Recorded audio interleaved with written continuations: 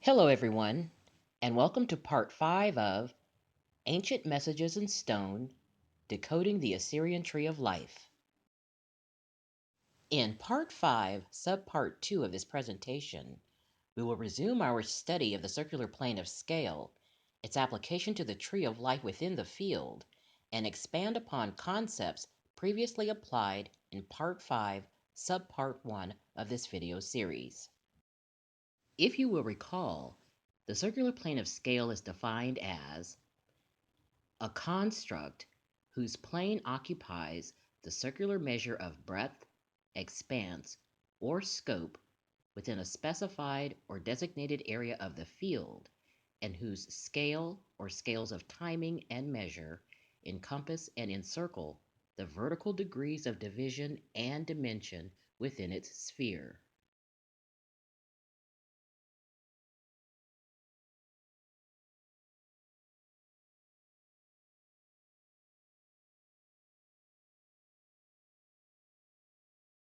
The circular plane of scale is defined as a construct whose plane occupies the circular measure of breadth, expanse, or scope within a specified or designated area of the field, and whose scale or scales of timing and measure encompass and encircle the vertical degrees of division and dimension within its sphere.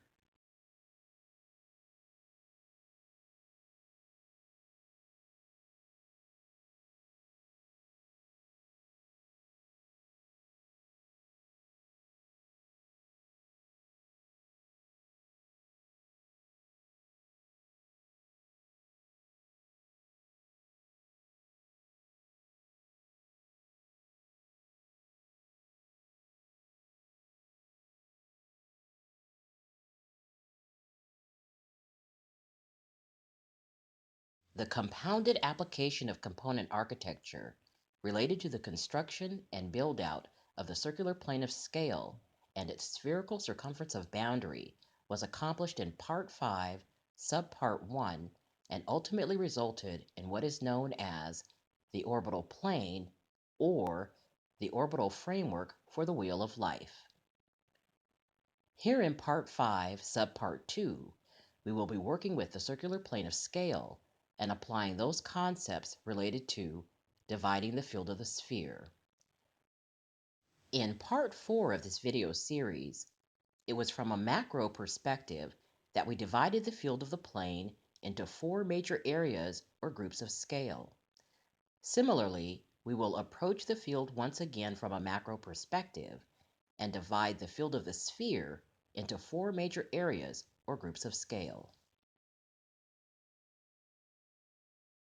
Configurations related to the vertical plane of scale, the mundane cross, the divine cross, and the compass that are a part of the orbital framework have been removed to better demonstrate the act of division.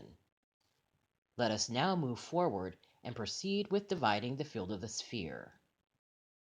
We'll begin by dividing the right portion of the circular plane and define it as the eastern hemisphere and the right hemisphere. We can divide the left portion of the circular plane and define it as the western hemisphere and the left hemisphere. We can divide the upper portion of the circular plane and define it as the northern hemisphere. And finally, we can divide the lower portion of the circular plane and define it as the southern hemisphere.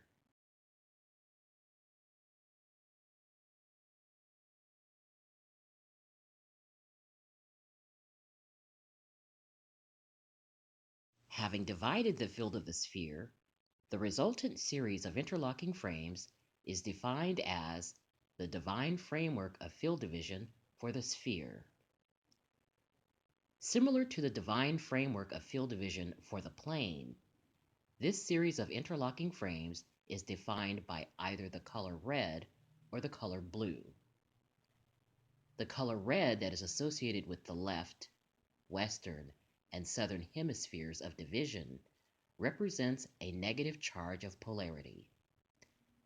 The color blue that is associated with the right, eastern, and northern hemispheres of division represents a positive charge of polarity.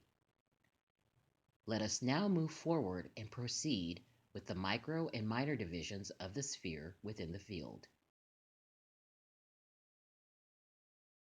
From a macro perspective, we have divided the field of the sphere into 4 major areas or groups of scale. We will now need to divide the field of the sphere from the micro and minor perspective.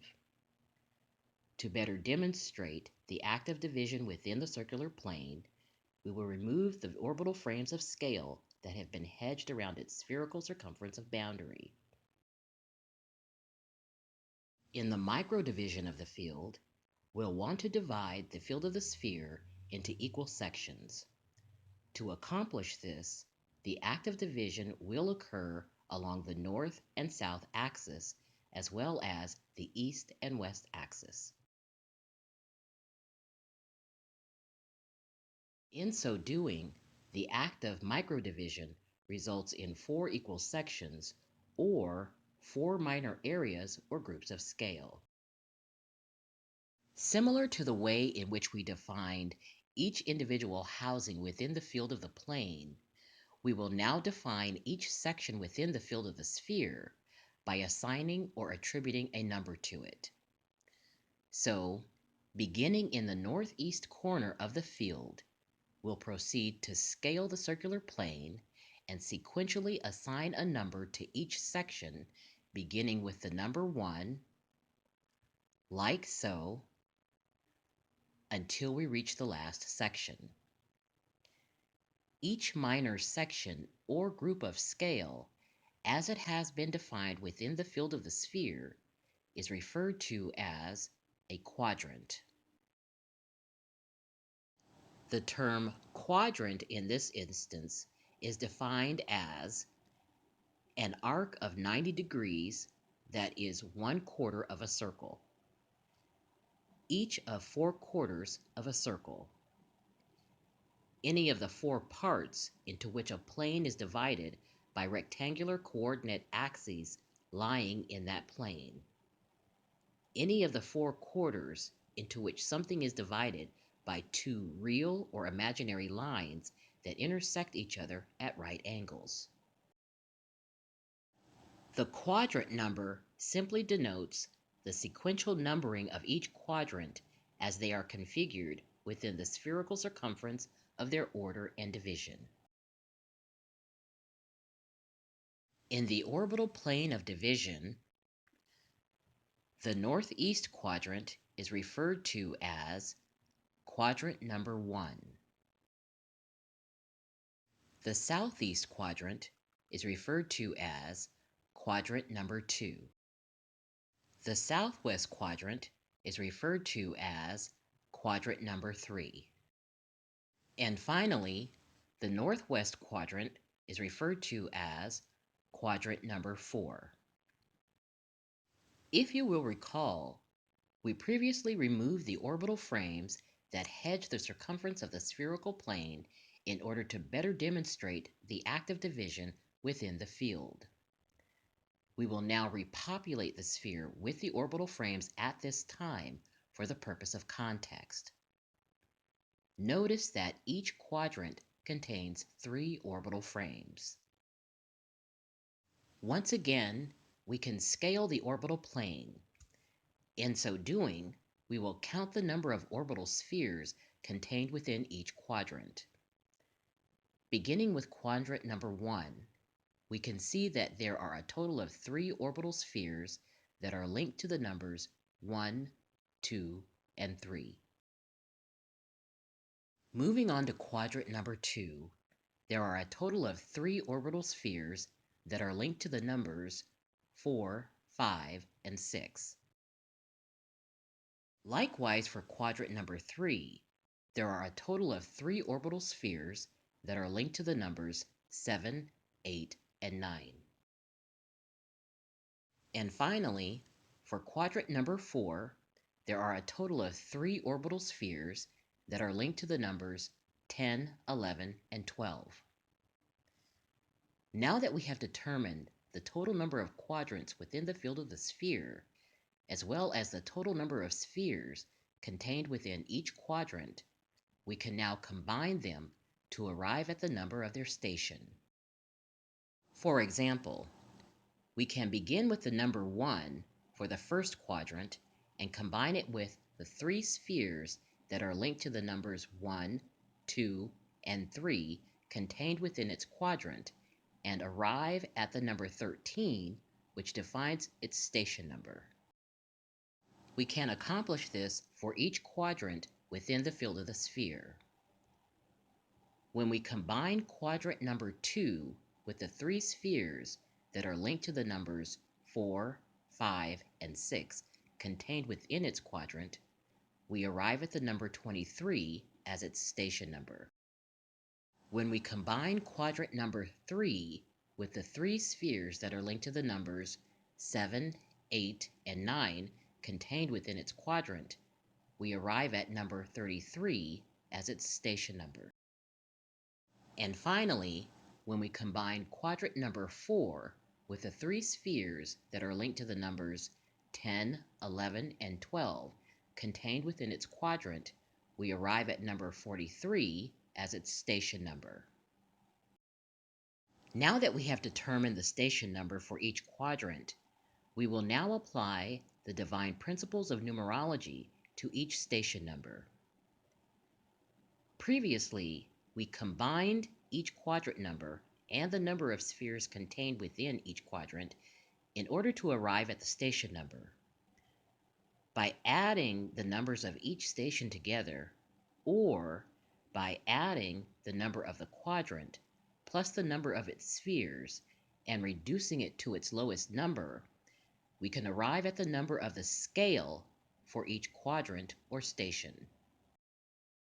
Beginning with quadrant number 1, station number 13, we can add the numbers 1 plus 3 together and arrive at the number 4, or scale number 4. Scaling to quadrant number 2, station number 23, we can add the numbers 2 plus 3 together and arrive at the number 5, or scale number 5. Scaling to quadrant number 3, station number 33, we can add the numbers 3 plus 3 together and arrive at the number 6, or scale number 6. Scaling to quadrant number 4, station number 43, we can add the numbers 4 plus 3 together and arrive at the number 7, or scale number 7. Having divided the field of the sphere from a micro and minor perspective, we have created a data table comprised of 4 categories which contain information about each quadrant. Similar to the data table that we created in Part 4 that resulted from dividing the field of the plane, it is the information contained within both data tables that will be applied to illustrations presented in Part 6 of this video series.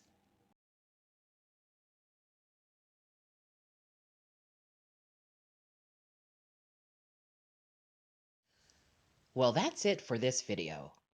Please be sure to like, share, subscribe, and don't forget to hit the notification bell to be notified when we post new videos. Until next time.